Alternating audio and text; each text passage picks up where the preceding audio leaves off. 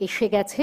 আমরা অনুরোধ জানাবো মাননীয় প্রধানমন্ত্রী শ্রী নরেন্দ্র মোদীজিকে তার এই জন্মজয়ন্তীর, নেতাজির জন্মজয়ন্তীর উদ্বোধনী ভাষণ प्रदान করার জন্য। हमें बहुत गर्वित महसूस हो रहा है ये ऐलान करते हुए कि अब हमारे माननीय प्रधानमंत्री श्री नरेंद्र मोदी जी हमें संबोधन करेंगे। उनका जोरदार तालियों से स्वागत किया जाए।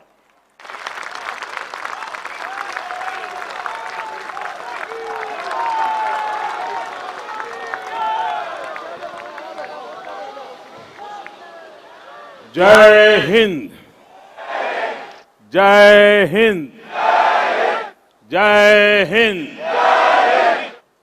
मंच पर विराजमान पश्चिम बंगाल के राज्यपाल श्रीमान जगदीप धनखड़ जी, पश्चिम बंगाल की मुख्यमंत्री बहन ममता बनर्जी जी, मंत्रिमंडल में मेरे सहयोगी श्री प्रहलाद पटेल, श्री बाबुल सुप्रियो जी, नेताजी सुभाष बोस के निकट संबंधीजन, भारत का गौरव बढ़ाने वाली आजाद हिंद फौज के जांबाज सदस्य, उनके परिजन, यहां उपस्थित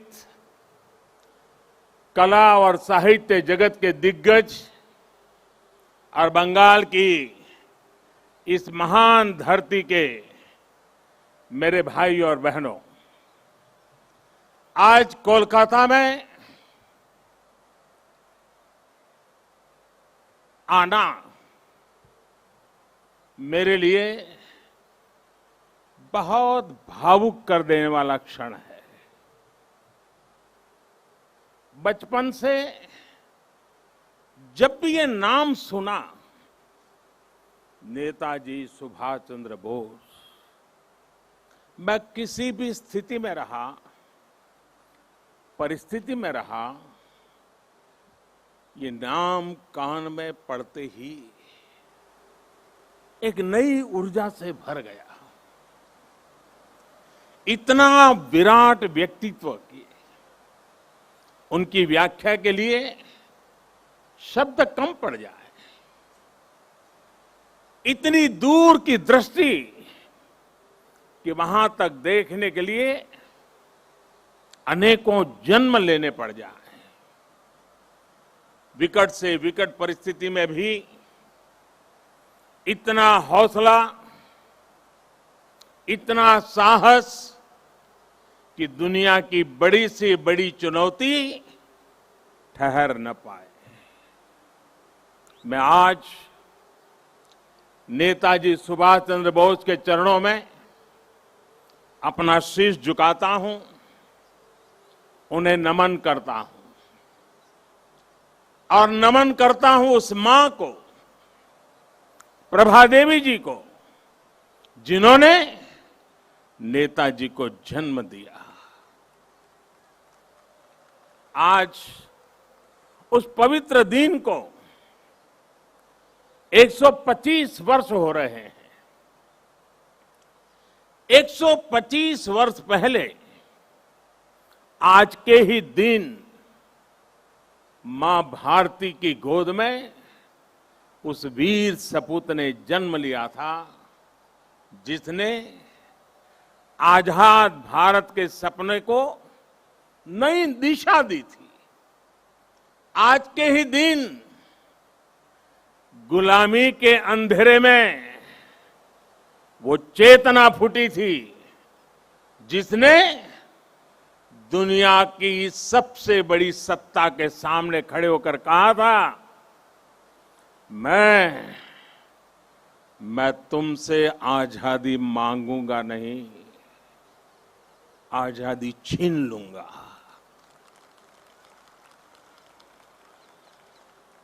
आज के दिन सिर्फ नेताजी सुभाष का जन्म ही नहीं हुआ था, बल्कि आज भारत के नए आत्मगौरव का जन्म हुआ था। भारत के नए सैन्य कौशल्य का जन्म हुआ था। मैं आज नेताजी की 125वीं जन्म जयंती पर कृतज्ञ राष्ट्र की तरफ से इस महापुरुष को कोटि कोटि प्रणाम करता हूं, उन्हें सैल्यूट करता हूं। साथियों, मैं आज बालक सुभाष को नेताजी बनाने वाली, उनके जीवन को तप, त्याग और तितिक्षा से घड़ने वाली बंगाल की इस पुण्य भूमि को भी आदरपूर्वक नमन करता हूं। गुरुदेव श्री रविंद्रनाथ टैगोर, बंकिम चंद्र चट्टोपाध्याय, शरत चंद्र जैसे महापुरुषों ने इस पुण्य भूमि को राष्ट्र भक्ति की भावना से भरा है। स्वामी रामकृष्ण परमहंस, चैतन्य महाप्रभु, श्री अरबिंदो, मां शारदा, मां आनंदमयी, स्वामी विवेकानंद, श्री श्री ठाकुर अनुकूल चंद्र जैसे संतों ने इस पुण्य भूमि को वैराग्य, सेवा और आध्यात्म से अलौकिक बनाया है। ईश्वर चंद्र विद्यासागर, राजा राम मोहन राय, गुरुचंद ठाकुर, हरिश्चंद्र ठाकुर जैसे अनेक समाज सुधारक, सामाजिक सुधार के अग्रदूतों ने इस पुण्य भूमि से देश में नए सुधारों की नींव भरी है। जगदीश चंद्र बोस, पीसी रॉय, एसएन बोस, मेघनाथ शाह, अनगिनत वैज्ञानिकों ने इस पुण्य भूमि को ज्ञान विज्ञान से सींचा है। ये वही पुण्य भूमि है जिसने देश को उसका राष्ट्रगान भी दिया है और राष्ट्र गीत भी दिया है। इसी भूमि ने हमें देशबंधु चित्तरंजन दास, डॉक्टर श्यामा प्रसाद मुखर्जी और हम सभी के प्रिय भारत रत्न प्रणब मुखर्जी से साक्षात्कार कराया है। मैं इस भूमि के ऐसे लाखों लाख महान व्यक्तित्वों के चरणों में भी आज इस पवित्र दिन पर प्रणाम करता हूं। साथियों, यहां से पहले मैं भी नेशनल लाइब्रेरी गया था, जहां नेताजी की विरासत पर एक इंटरनेशनल कॉन्फ्रेंस और आर्टिस्ट कैंप का आयोजन हो रहा है। मैंने अनुभव किया, नेताजी का नाम सुनते ही हर कोई कितनी ऊर्जा से भर जाता है। नेताजी के जीवन की ऊर्जा जैसे उनके अंतर मन से जुड़ गई है। उनकी यही ऊर्जा, यही आदर्श, उनकी तपस्या, उनका त्याग देश के हर युवा के लिए बहुत बड़ी प्रेरणा है।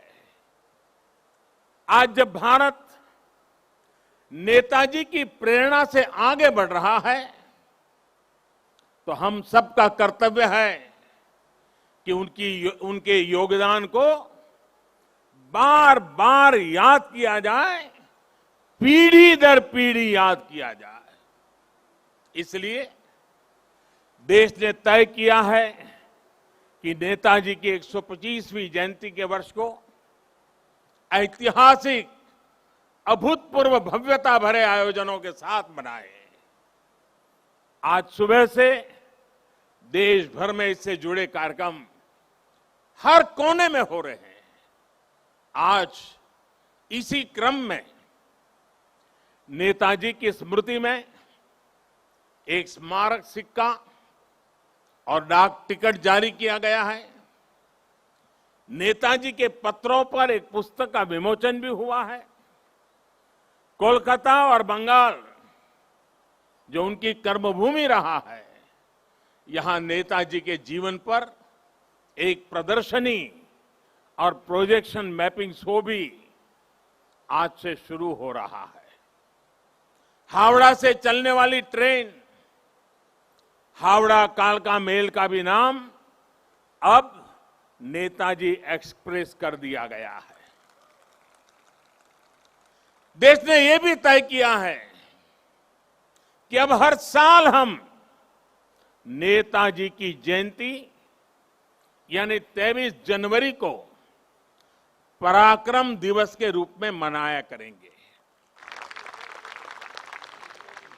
हमारे नेताजी भारत के पराक्रम की प्रतिमूर्ति भी है और प्रेरणा भी है। आज जब इस वर्ष देश अपनी आजादी के 75 वर्ष में प्रवेश करने वाला है, जब देश आत्मनिर्भर भारत के संकल्प के साथ आगे बढ़ रहा है, तब नेताजी का जीवन, उनका हर कार्य, उनका हर फैसला हम सभी के लिए बहुत बड़ी प्रेरणा है। उनके जैसे फौलादी इरादों वाले व्यक्तित्व के लिए असंभव कुछ भी नहीं था। उन्होंने विदेश में जाकर देश से बाहर रहने वाले भारतीयों की चेतना को झकझोरा। उन्होंने आजादी के लिए आजाद हिंद फौज को मजबूत किया। उन्होंने पूरे देश से हर जाति, पंथ, हर क्षेत्र के लोगों को देश का सैनिक बनाया। उस दौर में जब दुनिया महिलाओं के सामान्य अधिकारों पर ही चर्चा कर रही थी, नेताजी ने रानी झांसी रेजिमेंट बनाकर महिलाओं को अपने साथ जोड़ा। उन्होंने फौज के सैनिकों को आधुनिक युद्ध के लिए ट्रेनिंग दी। उन्हें देश के लिए जीने का जज्बा दिया, देश के लिए मरने का मकसद दिया। नेताजी ने कहा था, भारत डाक छे रोकटो डाक दिए छे रोकतो के ओठो दांडाओ आमोदेर नोस्टो करार मतो सोमोय नोय। अर्थात भारत बुला रहा है, रक्त रक्त को आवाज दे रहा है, उठो, हमारे पास अब गंवाने के लिए समय नहीं है। साथियों, ऐसी हौसले से भरी हुंकार सिर्फ और सिर्फ नेताजी ही दे सकते थे। और आखिर उन्होंने दिखा भी दिया कि जिस सत्ता का सूरज कभी अस्त नहीं होता, भारत के वीर सपूत रणभूमि में उसे भी परास्त कर सकते हैं। उन्होंने संकल्प लिया था, भारत की जमीन पर आजाद भारत की आजाद सरकार की नींव रखेंगे। नेताजी ने अपना ये वादा भी पूरा करके दिखाया। उन्होंने अंडमान में अपने सैनिकों के साथ आकर तिरंगा फहराया। जिस जगह अंग्रेज देश के स्वतंत्रता सेनानियों को यातनाएं देते थे, काला पानी की सजा देते थे, उस जगह जाकर उन्होंने सेनानियों को अपनी श्रद्धांजलि दी थी। वो सरकार अखंड भारत की पहली आजाद सरकार थी। नेताजी अखंड भारत की आजाद हिंद सरकार के पहले मुखिया थे। और ये मेरा सौभाग्य है कि आजादी की उस पहली झलक को सुरक्षित रखने के लिए 2018 में हमने अंडमान के उस द्वीप का नाम नेताजी सुभाष चंद्र बोस द्वीप रखा। देश की भावना को समझते हुए नेताजी से जुड़ी फाइलें भी हमारी सरकार ने सार्वजनिक की। ये हमारी ही सरकार का सौभाग्य रहा जो 26 जनवरी की परेड के दौरान आईएनए वेटरन्स परेड में शामिल हुए थे।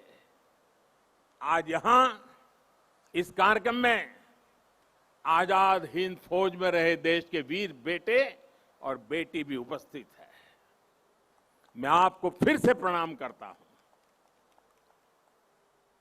और कब प्रणाम करते हुए कहीं कहूंगा कि देश सदा सर्वदा आपका कृतज्ञ रहेगा,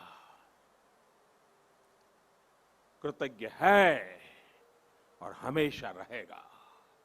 साथियों, 2018 में ही देश ने आजाद हिंद सरकार के 75 साल को भी उतने ही धूमधाम से मनाया था।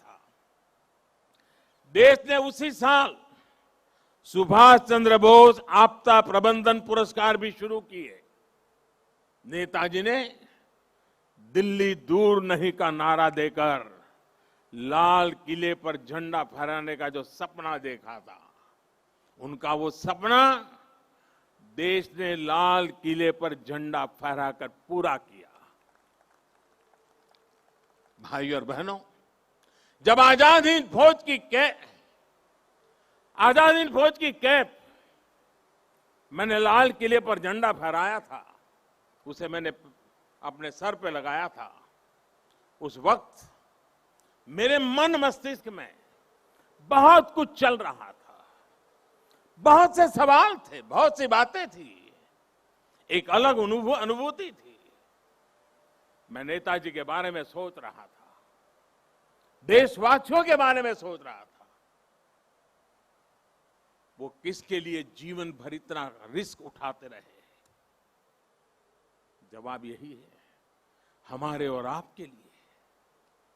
वो कई कई दिनों तक आमरण अनशन किसके लिए करते रहे? आपके और हमारे लिए। वो महीनों तक किसके लिए जेल की कोठरी में सजा भुगतते रहे? आपके और हमारे लिए।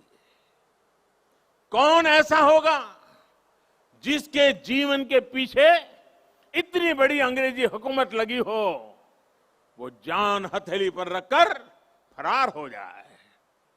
हफ्तों हफ्तों तक वो काबुल की सड़कों पर अपना जीवन दांव पर लगाकर एक एम्बेसी से दूसरी से चक्कर काट लगाता रहे। किसके लिए? हमारे और आपके लिए। विश्व युद्ध के उस माहौल में देश के बीच पल पल बदलते देशों के बीच के रिश्ते, इसके बीच क्यों वो हर देश में जाकर भारत के लिए समर्थन मांग रहे थे, ताकि भारत आजाद हो सके, हम और आप आजाद भारत में सांस ले सके। हिंदुस्तान का एक एक व्यक्ति नेताजी सुभाष बाबू का ऋणी है। 130 करोड़ से ज्यादा भारतीयों के शरीर में बहती रक्त की एक एक बूंद नेताजी सुभाष की ऋणी है। ये ऋण हम कैसे चुकाएंगे? ये ऋण क्या हम कभी चुका भी पाएंगे? साथियों, जब नेताजी सुभाष यहां कोलकाता में अपने 38/2 एल्गिन रोड के घर में कैद थे, जब उन्होंने भारत से निकलने का इरादा कर लिया था, तो उन्होंने अपने भतीजे शिशिर को बुलाकर कहा था, अमार एकता काज करते पारबेगा? अमार एकता काज करते पारबे? क्या मेरा एक काम कर सकते हो? इसके बाद शिशिर जी ने वो किया जो भारत की आजादी की सबसे बड़ी वजहों में से एक बना। नेताजी ये देख रहे थे कि विश्व युद्ध के माहौल में अंग्रेजी हुकूमत को अगर बाहर से चोट पहुंचाई जाए तो उसे दर्द सबसे ज्यादा होगा। वो भविष्य देख रहे थे कि जैसे जैसे विश्व युद्ध बढ़ेगा वैसे वैसे अंग्रेजों की ताकत कम पड़ती जाएगी, भारत पर उनकी पकड़ कम पड़ती जाएगी। ये था उनका विजन। इतनी दूर देख रहे थे वो। मैं कहीं पढ़ रहा था कि इसी समय उन्होंने अपनी भतीजी इला को दक्षिणेश्वर मंदिर भी भेजा था कि मां का आशीर्वाद ले आओ। वो देश से तुरंत बाहर निकलना चाहते थे। देश के बाहर जो भारत समर्थक शक्तियां हैं उन्हें एकजुट करना चाहते थे। इसलिए उन्होंने युवा शिशिर से कहा था, अमार एकटा काज कोरते पारबे, क्या मेरा एक काम कर सकते हो?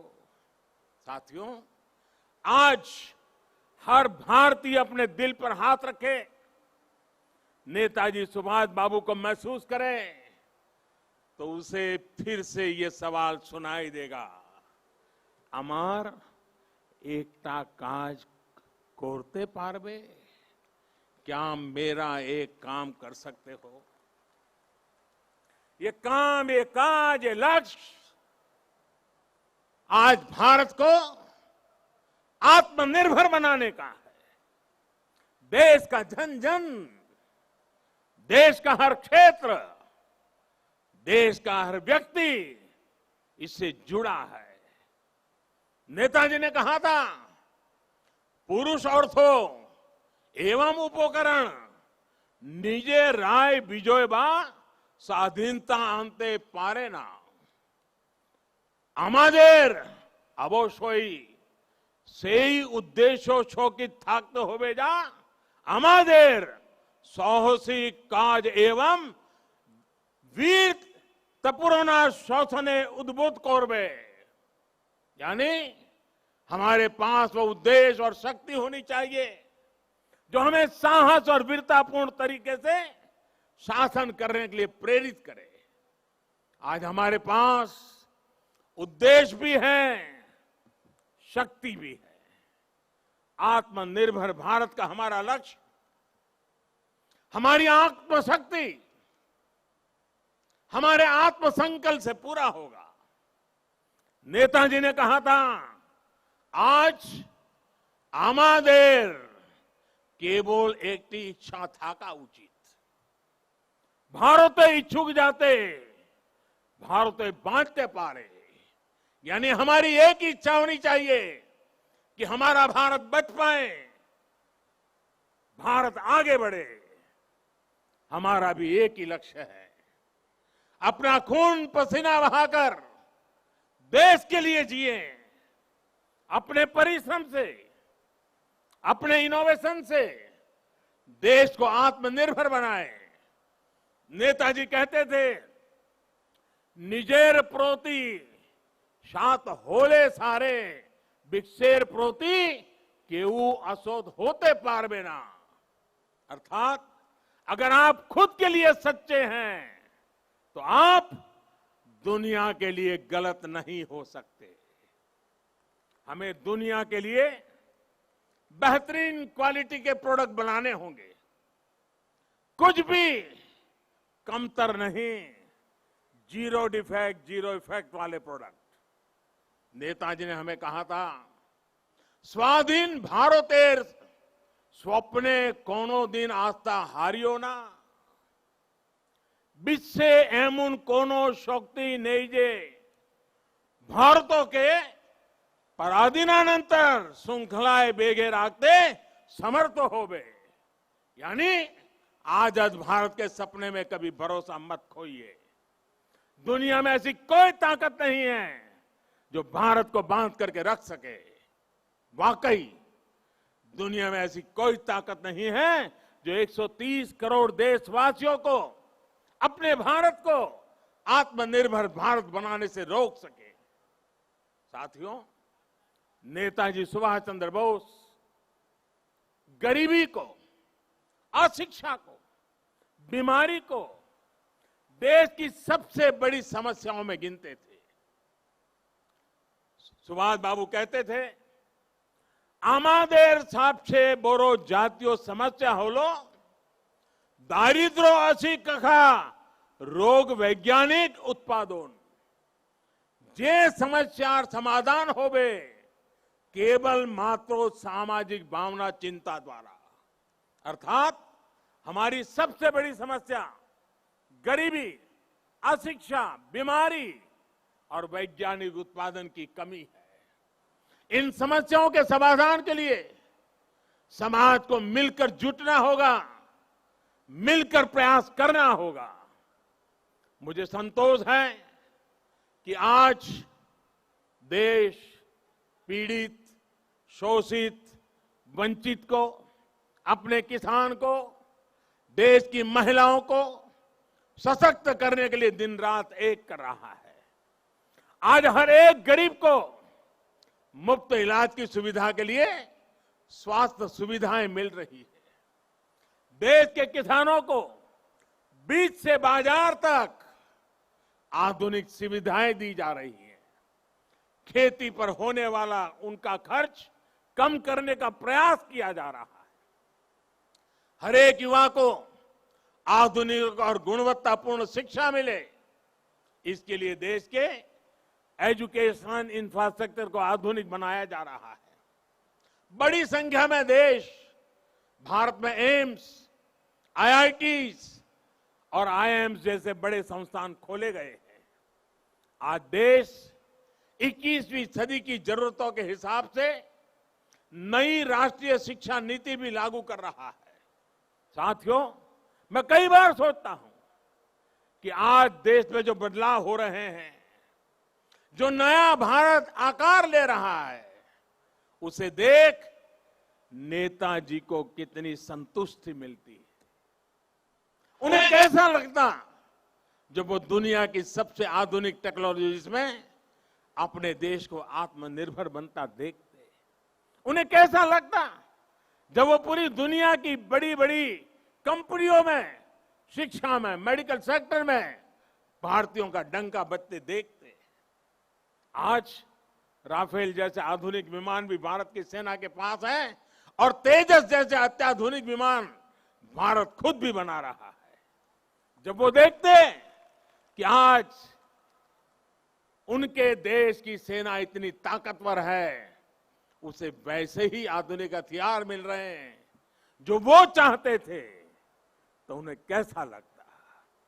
आज अगर नेताजी ये देखते कि उनका भारत इतनी बड़ी महामारी से, इतनी ताकत से लड़ा है, आज उनका भारत वैक्सीन जैसे आधुनिक वैज्ञानिक समाधान खुद तैयार कर रहा है, तो नेताजी क्या सोचते। जब वो देखते कि भारत वैक्सीन देकर दुनिया के दूसरे देशों की मदद भी कर रहा है, तो उन्हें कितना गर्व होता। नेताजी जिस स्वरूप में हमें देख रहे हैं, हमें आशीर्वाद दे रहे हैं, अपना स्नेह दे रहे हैं, जिस सशक्त भारत की उन्होंने कल्पना की थी, आज एलएसी से लेकर के एलओसी तक भारत का यही अवतार दुनिया देख रही है। जहां कहीं से भी भारत की संप्रभुता को चुनौती देने की कोशिश की गई, भारत आज मुंह तोड़ जवाब दे रहा है।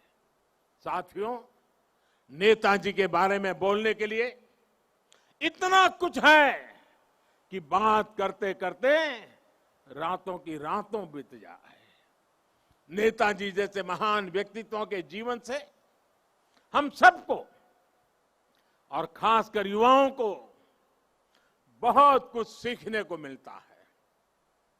लेकिन एक और बात जो मुझे बहुत प्रभावित करती हैं, वो है अपने लक्ष्य के लिए अनवरत प्रयास। विश्व युद्ध के समय पर जब साथी देश पराजय का सामना कर चुके थे, सरेंडर कर रहे थे, तब नेताजी ने अपने सहयोगियों को जो बात कही थी, उसका भाव यही था कि दूसरे देशों ने सरेंडर किया होगा, हमने नहीं। अपने संकल्पों को सिद्धि तक ले जाने की उनकी क्षमता अद्वितीय थी। वो अपने साथ भगवत गीता रखते थे, उनसे प्रेरणा पाते थे। अगर वो किसी काम के लिए एक बार आश्वस्त हो जाते थे, तो उसे पूरा करने के लिए किसी भी सीमा तक प्रयास करते थे। उन्होंने हमें ये बात सिखाई है कि अगर कोई विचार बहुत सरल नहीं है, साधारण नहीं है, अगर इसमें कठिनाइयां भी है, तो भी कुछ नया करने से डरना नहीं चाहिए। अगर आप किसी चीज में भरोसा करते हैं, तो आपको उसे प्रारंभ करने का साहस दिखाना ही चाहिए। एक बार को ये लग सकता है कि आप धारा के विपरीत बह रहे हैं, लेकिन अगर आपका लक्ष्य पवित्र है, तो इसमें भी हिचकना नहीं चाहिए। उन्होंने ये करके दिखाया कि आप अगर अपने दूरगामी लक्ष्यों के लिए समर्पित है, तो सफलता आपको मिलनी ही मिलनी है। साथियों, नेताजी सुभाष आत्मनिर्भर भारत के सपने के साथ ही सोनार बांग्ला की भी सबसे बड़ी प्रेरणा है। जो भूमिका नेताजी ने देश की आजादी में निभाई थी, आज वही भूमिका पश्चिम बंगाल को आत्मनिर्भर भारत अभियान में निभानी है। आत्मनिर्भर भारत अभियान का नेतृत्व आत्मनिर्भर बंगाल और सोनार बांग्ला को भी करना है। बंगाल आगे आए, अपने गौरव को और बढ़ाए, देश के गौरव को और बढ़ाए। नेताजी की तरह ही हमें भी अपने संकल्पों की प्राप्ति तक अब रुकना नहीं है।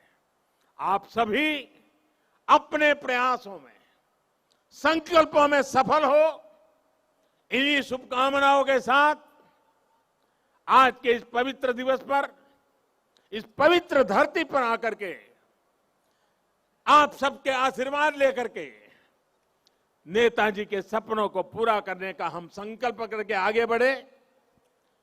इसी एक भावना के साथ मैं आप सबका बहुत बहुत धन्यवाद करता हूं। जय हिंद, जय हिंद, जय हिंद। बहुत बहुत धन्यवाद। ধন্যবাদ জানাই মাননীয় প্রধানমন্ত্রী শ্রী নরেন্দ্র মোদীজিকে। এবারে অনুরোধ তাকে এবং মঞ্চে উপস্থিত বিশিষ্টজনকে তারা মঞ্চ থেকে অবতরণ করে যদি আসন গ্রহণ করেন, কেননা এখন আমরা চলে যাব প্রজেকশন ম্যাপিংয়ে। আরেকবার আমরা ধন্যবাদ জানাই মাননীয় প্রধানমন্ত্রীকে। অন্যান্য বিশিষ্ট জনেদের কাছে অনুরোধ তারা মঞ্চ থেকে অবতরণ করে আসন গ্রহণ করুন। প্রজেকশন ম্যাপিং দৃশ্যকল্প ও শব্দের মাধ্যমে